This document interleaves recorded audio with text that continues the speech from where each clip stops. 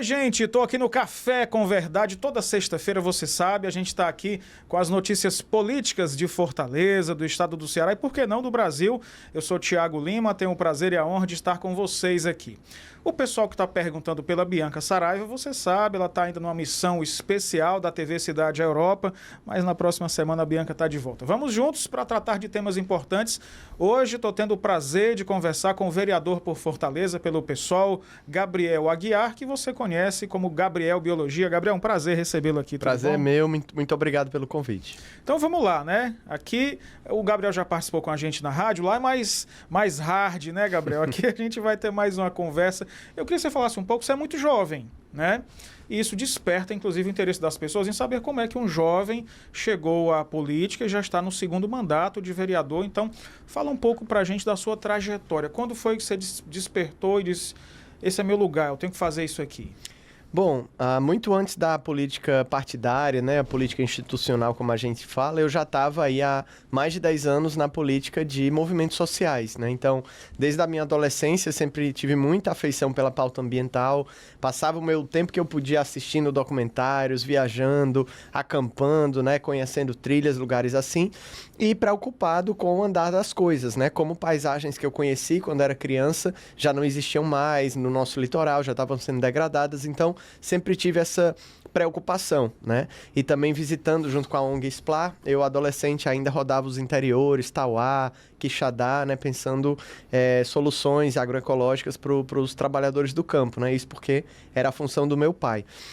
E quando a gente teve uma sequência de retrocessos ambientais, aí nos anos de 2013, 2014, a gente entendeu, eu e alguns amigos, que a gente precisava, para além dos movimentos sociais, a gente ocupar um espaço dentro do poder institucional. E aí foi aí que eu me filiei ao PSOL, me candidatei a vereador, conseguimos, né, com muita luta de primeira entrar na Câmara Municipal e fizemos 4 anos de muito trabalho lá, defendendo essas pautas da justiça socioambiental, né?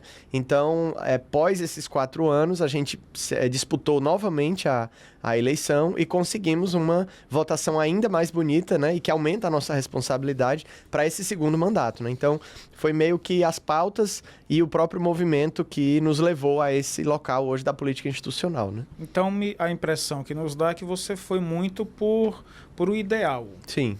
Quando você chegou ao poder, esse ideal foi, eu não quero dizer frustrado, mas foi fustigado, foi pela realidade que é a política? Você sentiu uma dificuldade? Com toda certeza, né? De fato, não tenho dúvida que nós estamos aqui por ideal, né? A gente entende toda essa política institucional, mandatos eletivos, o parlamento, tudo isso apenas como uma ferramenta, né? Uma ferramenta de trabalho, de luta para tentar transformar essa realidade. Se essa ferramenta não conseguir cumprir esse sentido, a gente vai buscar outros caminhos, né? Como a gente tinha antes apenas via movimentos sociais. Então, de fato, quando se entra na política institucional, você dá de cara com a dureza de todo esse sistema político, né? Então, bandeiras que nós levantamos, pautas que a gente luta para conquistar vitórias, a gente vê como é difícil dentro dessa política institucional, né? É todo um novo universo que, estando fora dele, eu ainda não enxergava. Mas, de forma alguma, isso, digamos assim, diminuiu ou enfraqueceu a nossa vontade de conseguir arrancar essas vitórias para o meio ambiente, né? Na verdade, instigou ainda mais a gente e agora, com a maturidade desses 4 anos, a gente tem muito mais conhecimento, ferramenta e acúmulos para conseguir avançar ainda mais.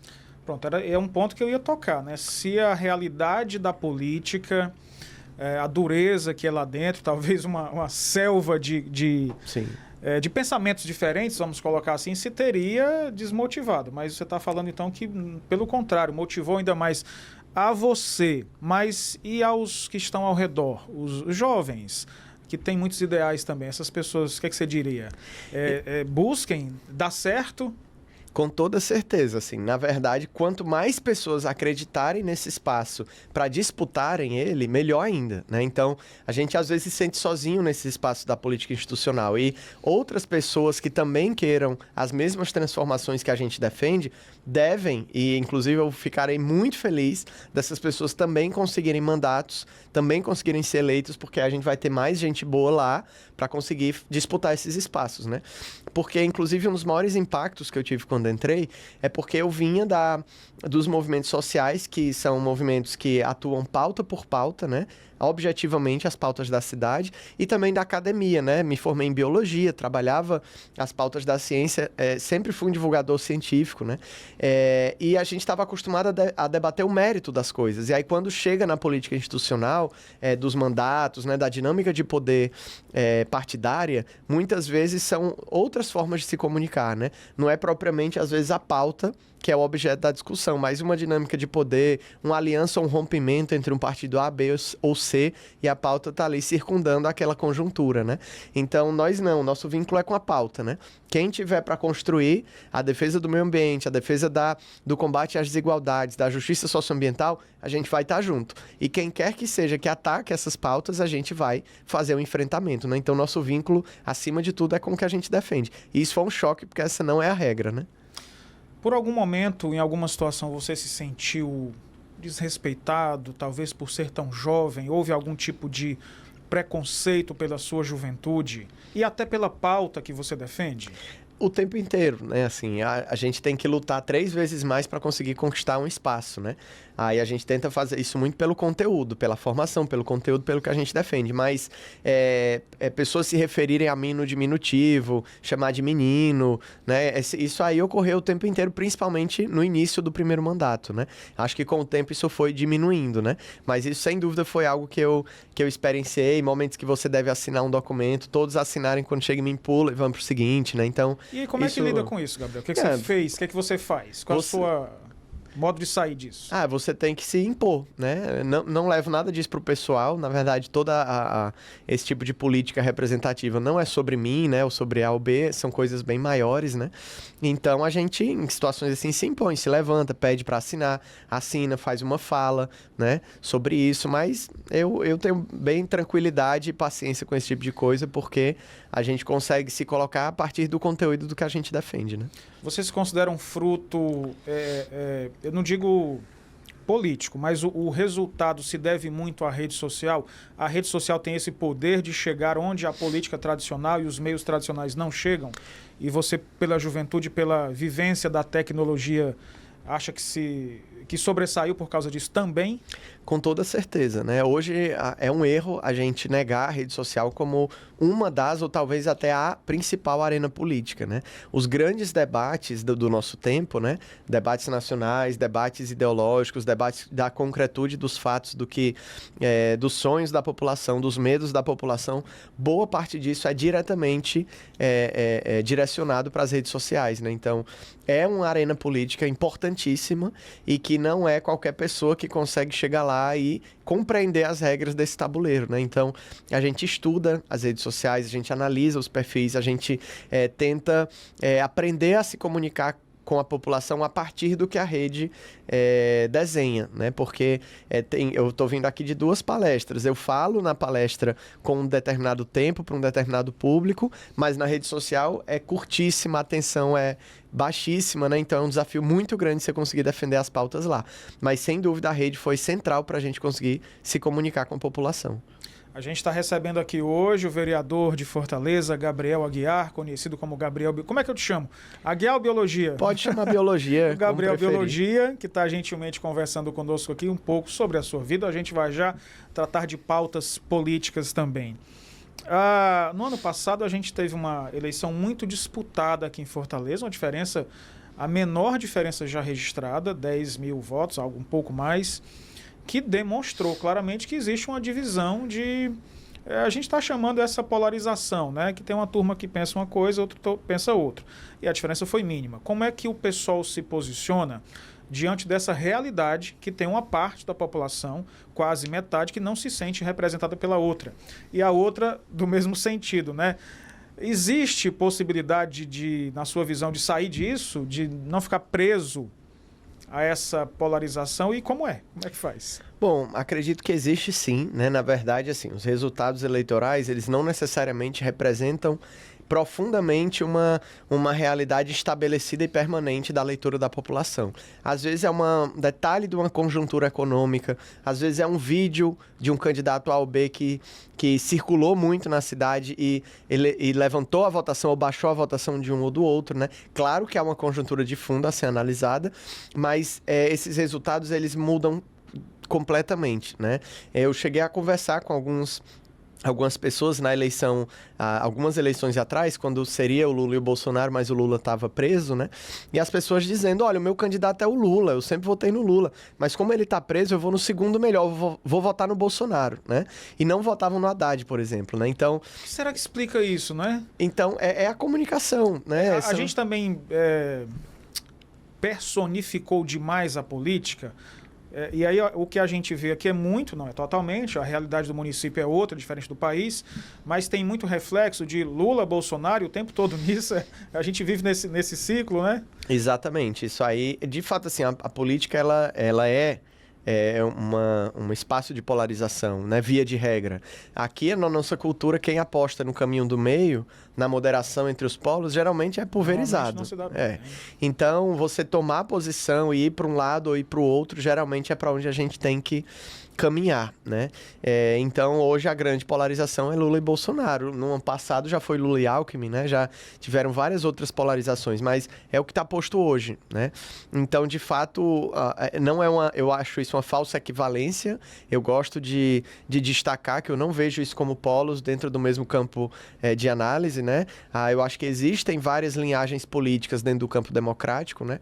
E acredito que a linhagem do Lula representa uma delas, mas o que a gente está vendo agora é uma disputa mais profunda do que essa, né? Eu acho que não é simplesmente de espectros políticos dentro de uma leitura democrática, mas existem forças de extrema-direita que estão buscando, inclusive, sequestrar a política partidária, institucional, eletiva, né? A política da democracia, né? Eu fiz essa pergunta para o Técio Nunes, vou fazer para você. Existe extrema-esquerda, porque a gente fala muito de extrema-direita, eles não gostam, aí quando fala de extrema-esquerda, eles também possam não gostar. Eu quero ver se a sua resposta vai ser diferente da do Técio. Existe extrema esquerda? Eu gosto de falar que existe uma esquerda radical, né? A esquerda radical, pela própria raiz do nome radical, vem de raiz, né? Sim. Radical porque é aquela que atua na raiz das coisas, né? Então, aquela esquerda mais revolucionária, aquela esquerda que ela vai fazer críticas mais amplas ao sistema socioeconômico, que vai propor outros caminhos, outros sistemas, que não esse seria uma esquerda radical. Agora, a palavra qual foi a palavra que você usou? Extremista, né? Ela geralmente está conectada a tomar ações extremistas. São ações que lembram muitas vezes ações violentas, né? O uso de agressividade, discursos de ódio, né? Eu acho que isso é o que a gente pensa em extremo, né? É de atitude e não de conteúdo ideológico, né? Então, por isso, acho que quando você vai falar de extremo, que a gente fala extrema-direita, né? Ou alt-right, como eles falam lá fora, são esses que ocuparam o Capitólio, ocuparam agora os 3 poderes, que usaram de bombas, né? De incendiar, né? Então, que buscam realmente um golpe de Estado, encerrar o processo de eleições, né? Encerrar os parlamentos e as câmaras, né? Isso a gente chama de extremo, né? É uma ruptura com o Estado democrático de direito. Então, eu não vejo hoje aqui no Brasil nenhuma esquerda organizada propondo esse tipo de coisa, né? Uma ruptura com o Estado, utilizar de violência, de armas para tomar o poder. Já a extrema-direita não está só falando sobre isso, mas está tentando, né? Então a gente viu agora as notícias, né, de um plano em etapa de execução, né, para atentados violentos, utilizando armas, explosivos, né? Então isso para mim é uma linhagem extrema que não deveria ter muito espaço dentro da política democrática, né? Pegando o gancho do Técio Nunes, vamos falar um pouco como é que está a situação interna no PSOL. Recentemente, ele foi candidato à prefeitura de Fortaleza pelo PSOL, não foi para o segundo turno, não se elegeu e assumiu uma secretaria no município, no governo Evandro Leitão. Isso gerou um incômodo. E como é que está a situação interna do partido com relação a isso? O Técio deve deixar a diretoria? Explica como é que está a situação hoje internamente. Perfeito. Então, de forma ampla, primeiro, né, o PSOL ele tem um legado, ele é um patrimônio da sociedade, ele representa, sem dúvida, aquela política que eu falei aqui no início, que é uma política pautada na coerência com as pautas que defende, acima de tudo, né? Acima de qualquer alinhamento político partidário, algum conchável acordo, a fidelidade para com a pauta. Então, quem vota no PSOL, vota esperando que aquele que está recebendo seu voto não vai titubear em defender com unhas e dentes aquelas pautas que levantou como bandeiras, né? Então, o PSOL em disputa nesse momento é esse PSOL do vínculo com a coerência, com um PSOL mais pragmático no sentido político, de mais próximo da fisiologia política, né? Desse que existem trocas de cargos, acordos eleitorais, né?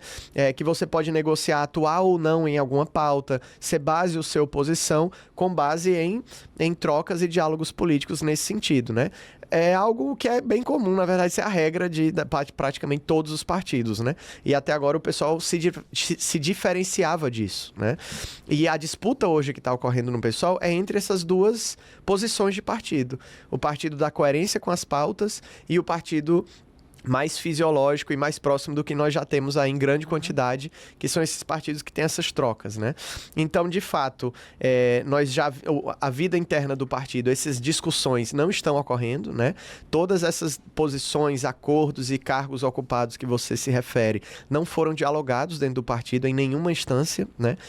Eu soube pelo jornal, né? E acho que todos os outros do partido também souberam pelo jornal, e nós já havíamos nos manifestado publicamente, né? Dezenas de filiados contrários à ocupação de cargos na atual gestão. Mas isso viola tanto assim, assumir uma secretaria viola demais os princípios de vocês? Você acha que é porque viola e não é assumir uma secretaria apenas, né? A gente está falando de alguns cargos, né? É um grupo partidário que ocupou 3 cargos do alto escalão da prefeitura, né? O Técio é um deles, né? Tem outros 2. E ainda há diálogos para outros cargos. Essas pessoas se tornarão funcionárias do Evandro, né? Então, essas pessoas não poderão... e a gente está falando do presidente do partido, né? Ele não poderá irromper, caso haja uma pauta polêmica, ambiental, de direitos humanos, seja o que for, se posicionar contrário à prefeitura. Afinal, ele é funcionário do atual prefeito. Então, isso é um problema muito grande para a gente. É proibido isso? Não é proibido. Não, Isso é completamente aceitável. Temos várias outras pessoas no PSOL... O estatuto permite, inclusive. Aí é que tá, não. O que não permite? Aí eu vou explicar mais detalhado. Nós temos, inclusive, outras pessoas ocupando cargos no governo Elmano, por exemplo. Mas o que nossa resolução dizia? Que qualquer um do PSOL pode ocupar esses cargos, porém renunciando às suas posições de dirigente. A Adelita Monteiro ocupou... É esposa do Técio Nunes e ocupou um cargo de secretária. Renunciou sua posição no diretório. João Alfredo ocupa também o cargo de superintendente do IDACE, também afastado das instâncias partidárias. Agora o Técio é o presidente do PSOL, né? Municipal. O Alexandre é presidente do PSOL estadual. Então eles, em tese, representam as figuras máximas de representação institucional do nosso partido e serão funcionários do prefeito. Então olha que delicadeza, as 2 maiores figuras políticas do partido se tornando funcionários da Prefeitura de Fortaleza, ou seja, tendo como patrão o prefeito Evandro. Então isso deixa a gente numa delicadeza. Eles poderiam ocupar esses cargos, isso é legítimo, não tem problema nenhum, todo mundo pode fazer isso, mas não sendo dirigentes do PSOL, né? Então essa é a delicadeza que a gente aponta. E como é que vai resolver isso? Já teve uma conversa, o Técio vai sair da presidência... Como é que vai ser? A nossa defesa é que sim, saia da presidência ambos, né? Tanto o Técio quanto o Alexandre. Saiam das 2 presidências, né? E se comprometam com o projeto que estão assumindo na prefeitura dignamente, um projeto ok. Agora, as 2 coisas não é possível. Só que essa resolução é nacional. A resolução que proíbe, ela é nacional. E eles desenharam uma interpretação de que no município vale outra ideia, não essa, né? E aí escreveram e aprovaram, dentro das instâncias de direção, que eles têm maioria, que aqui em Fortaleza não cabe. Local, municipalmente, é possível. É possível quebrar a regra da nacional, exato. E aí, com base nisso, estão ocupando esses cargos. Claro, nós somos contrários, né? E estamos defendendo a posição contrária dentro do PSOL. Isso vai adiante? Vocês vão à executiva nacional? Como vai ser? Com toda certeza, essa pauta vai para a nacional, sim. Perfeitamente. Este é o Gabriel Aguiar, Gabriel Biologia, que está batendo esse papo com a gente aqui. A gente faz um intervalo. É rápido, mas a gente volta já para continuar com esse papo.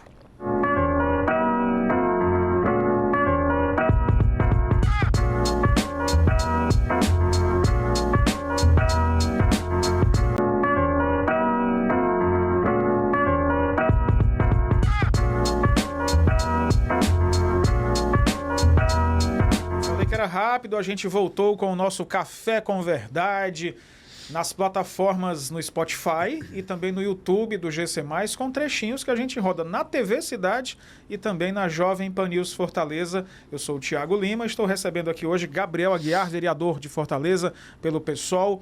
A gente falou de temas políticos, vamos falar agora um pouco da sua pauta, né?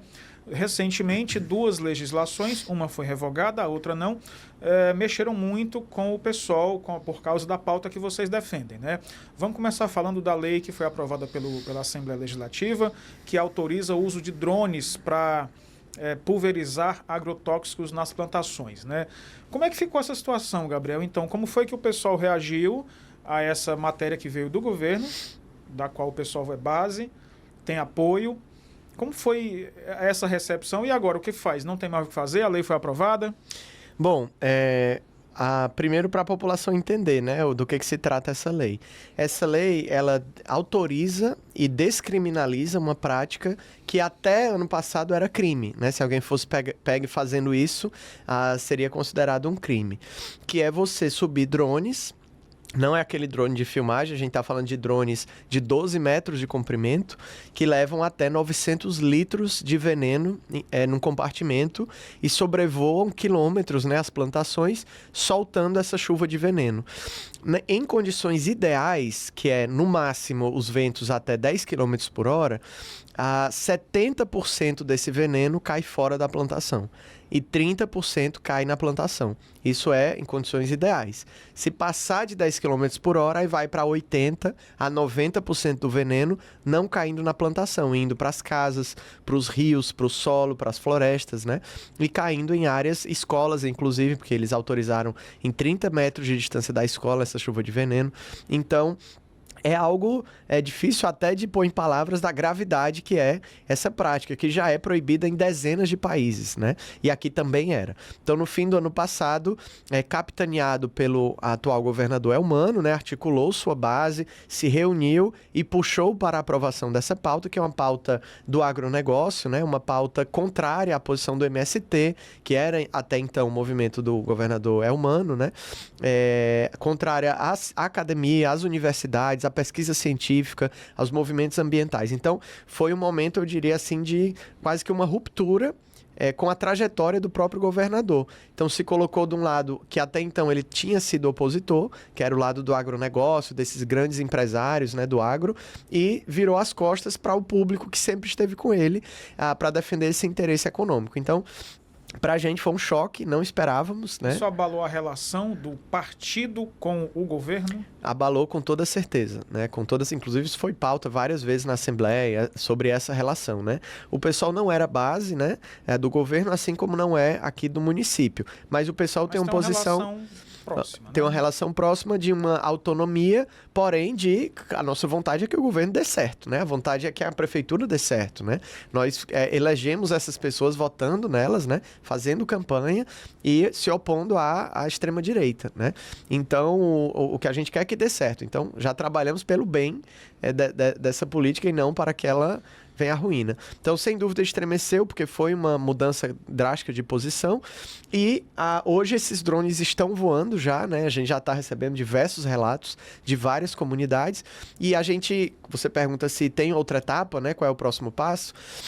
Em termos de tramitação, acabou em minutos, porque foi aprovado na Câmara, em minutos o governador sancionou, no mesmo dia, né, na mesma hora, e agora a gente vai para as vias judiciais, né? Existe uma série de problemáticas jurídicas, né, judiciais dessa lei, ela viola o princípio do não retrocesso ambiental, o princípio da precaução, da prevenção, ela é uma lei impossível de ser fiscalizada, porque quem vai estar, a SEMASSE não consegue, a DAGRE não consegue, está em todas as fazendas do Ceará, medindo o vento, porque essa lei só permitiu até 10 km por hora, vendo se alguém está pulverizando com ventos acima de 10 por hora. A média de vento no Ceará é 11 km por hora. Às vezes chega a 40 km por hora. Imagine só se a gente tem como fiscalizar a aplicação dessa lei. É impossível. Existe em outros estados essa legislação, você sabe? Essa legislação era pioneira aqui do estado do Ceará, que é a Lei Zé Maria do Tomé, que proibia, né, a pulverização aérea de veneno. E agora o estado perdeu autorizando os drones, né? Outra legislação que o pessoal também se envolveu é com relação às áreas de interesse do COCOV. Teve uma legislação, você explica pra gente, no fim do ano passado, que o prefeito Sarto assinou, mas o prefeito Evandro, ao assumir, revogou, né? Houve um movimento também do PSOL para pressionar, para voltar para essa lei ser revogada? Com toda certeza, houve e ainda está havendo, porque ao todo nós perdemos 16 áreas ambientais ao longo dos últimos meses, né, da gestão passada do Sarto e da sua base de vereadores. E algumas delas em 10 bairros, né, foram só em dezembro do ano passado, né, foram várias. O Evandro se comprometeu, logo que eleito, a discutir a possibilidade de revogar o máximo de áreas perdidas possíveis, né? E já começou sua gestão revogando uma delas, né? Então, essa em questão é a zona de interesse ambiental do Cocó, fica ali margeando o Parque do Cocó. Uma área bastante grande, metade dela sem nenhuma construção, ainda com nível de preservação, que havia sido perdida do macrozoneamento ambiental do plano diretor por iniciativa de um vereador e defesa do prefeito Sarto, né? O que é uma zona de interesse ambiental? Perfeito. O plano diretor da nossa cidade, ele organiza todo o zoneamento do município. O que é esse zoneamento? É a lei máxima da cidade, que vai dizer o que pode e o que não pode em cada lugar da cidade. O macrozoneamento ambiental, ele inclui várias categorias.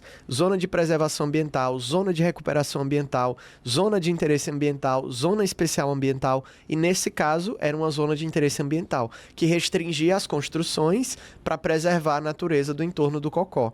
E essa mudança, ela tinha autorizado, mudando para a zona de ocupação, autorizado a construção de edifícios de 78 metros de altura em áreas preservadas. Foi isso que foi autorizado no fim do ano passado, e agora o Evandro, muito acertadamente, cumprindo sua palavra, conseguiu recuperar a proteção ambiental, proibindo, mais uma vez, esses prédios em áreas de interesse ambiental.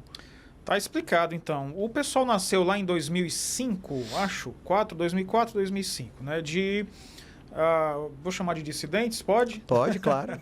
De dissidentes do PT que estavam insatisfeitos com o Partido dos Trabalhadores e criaram um partido e surgiu aí o PSOL. Recordo aqui Luiz Helena, recordo quem mais? Bom, tem muitos nomes históricos do PSOL. Esse PSOL conseguiu se modernizar, e quando eu digo modernizar não é abandonar as pautas, mas acompanhar a evolução mesmo da sociedade. E existe uma constante disputa com o PT, porque é sempre o PT quem vai ao poder, dificilmente o pessoal assume um cargo executivo. Fica sempre essa disputa de pautas com aqueles mesmos problemas que fizeram o pessoal surgir. Você acha que isso é real? Bom, sem dúvida, 20 anos de história para a política como um todo é muito pouco tempo, né? Então, há um constante desafio do PSOL, que de fato era um grupo dissidente do PT. A gota d'água foi a reforma da Previdência, né? Dessa época que você se referia, que dividiu opiniões e houve uma decisão de que deveria ser aprovada daquela forma, e muitos parlamentares e dirigentes do PSOL eram contra, né? A reforma da Previdência naquele desenho. E romperam com o partido e fundaram o PSOL, né? Então, o PSOL, ele, quando há o rompimento, passa a se comportar como uma oposição ao PT à esquerda, né? Então, já criticando esse certo fisiologismo e essa postura que denunciava à época. Hoje, essa conjuntura permanece, né? Então, o PSOL está numa constante necessidade de se diferenciar do PT para mostrar que veio, né? Porque ele tem uma grande função a ser cumprida, que é de puxar os governos do PT, que se constroem em diversas localidades, puxar esses governos para defenderem as pautas da preservação ambiental, a pauta dos direitos humanos, dos direitos sociais e dos trabalhadores, porque não só o PT, mas quem quer que esteja no governo vai sofrer diversas pressões. E o pessoal precisa ser uma dessas pressões, puxando o governo para o lado do povo. Caso o pessoal não exista, ou não se diferencie e não puxe, haverão apenas pressões do lado de lá, puxando o PT para ser um governo mais fisiológico e que tende a atender mais os patrões, né? Então, esse é o compromisso e a razão de existir do PSOL, mas isso é uma linha tênue quando você tem um extremo oposto, perigando, como a gente fala, chegar ao poder, né? Que é essa extrema-direita. Então, muitas vezes nós temos que nos ladear para fazer um combate único e, às vezes, a gente tem que se distanciar para criticar o PT quando necessário, né? É tipo assim, o inimigo do meu inimigo em tal situação é meu amigo. Eu estou aqui, obviamente, numa caricatura, né? Ou seja, em determinados momentos, para vencer o que vocês chamam da extrema-esquerda, se unem, mas depois a luta continua, mais ou menos isso, né? Porque o Renato Roseno acho que é o nome mais, pelo menos popularmente, Sim. conhecido do PSOL. É uma figura tradicional que já está em terceiro, eu acho, mandato de deputado estadual, foi candidato ao governo, etc. e tal. Tem muita proeminência. Mas o PSOL decidiu lançar o Técio Nunes, candidato à Prefeitura de Fortaleza, que não tem a mesma representatividade, eu digo, falo aqui popularmente, né? O que acontece? Como são essas decisões? Porque isso gera um questionamento em quem tem simpatia pelo PSOL, em quem gosta, especialmente da figura do Roseno. Como é feita essa decisão? Por que não usar o seu nome mais proeminente, que tem certamente mais chances, a um também importante quadro, mas ainda que não tem a mesma estatura, eu digo, eleitoral do Roseno? Perfeito. Bom, é inegável, né? O Renato é um nome muito grande, né? Ele já chegou a ter uma votação muito boa, né? Inclusive aqui para a Prefeitura de Fortaleza, né? Passou aí acho que de 12%, né? Foi uma votação excelente, maior do que o do Sarto na última eleição, né? E é a maior figura em termos de conhecido aqui em Fortaleza, no Ceará, né? Tem um legado gigantesco, né? Então, quando chega a candidatura e a expectativa de candidaturas majoritárias do pessoal, o nome dele sempre é o primeiro nome que a população pensa, sem sombra de dúvida, né? Mas o poder, a decisão interna, ela é feita no voto, né? Que é a sua pergunta. Então, nós temos os filiados do PSOL Ceará, ou Fortaleza. Esses filiados votam e elegem delegados. Esses delegados vão para o Congresso do partido e eles votam no diretório. São eleitos os dirigentes e esses dirigentes votam em quem deve ser o candidato à prefeitura, né? E aí, muito recentemente, esses grupos, muito ligados a essa parte do PSOL, elegeram alguns milhares de novos filiados do partido, né? Que ainda não estavam no partido. E esses novos filiados, todos votaram neles para eleger o delegado deles, né? E então elegeram delegados que elegeram dirigentes e esses dirigentes, eleitos por essa base que eles trouxeram para o partido, votaram no candidato deles, que era o Técio, né? Então, no voto, eles internamente no partido definiram que queriam que fosse o Técio e não o Renato ou qualquer outro, né? Perfeitamente. O tempo voa, né? A gente está chegando aqui ao final do nosso Café com Verdade, com Gabriel Biologia, vereador do PSOL em Fortaleza. Gabriel, eu te agradeço demais. Foi eu que agradeço. Excelente. A gente ficaria aqui até... Eu teria 1000 perguntas para fazer. Imagina. Mas deixo o espaço para você mandar uma mensagem para a população e já deixando o meu agradecimento pessoal por ter aceito o nosso convite. Tá? Eu que lhe agradeço demais. E o que eu pediria para a população é que acompanhe as pautas que a gente tem levantado, a nossa rede social, Gabriel Biologia. A gente tem muita luta para travar, um cenário bastante desafiador, com muitas adversidades, e o que nós temos é a população levantando essas bandeiras com a gente. Então, acompanhar o nosso trabalho, estar junto ali, curtindo, comentando, indo para a Câmara, fazendo protesto, é o nosso maior pedido, porque essas bandeiras só vão ser levantadas mais alto se for com a população. Obrigado, Gabriel. Obrigado, gente. Próxima sexta tem mais Café com Verdade. Tchau, tchau. Valeu.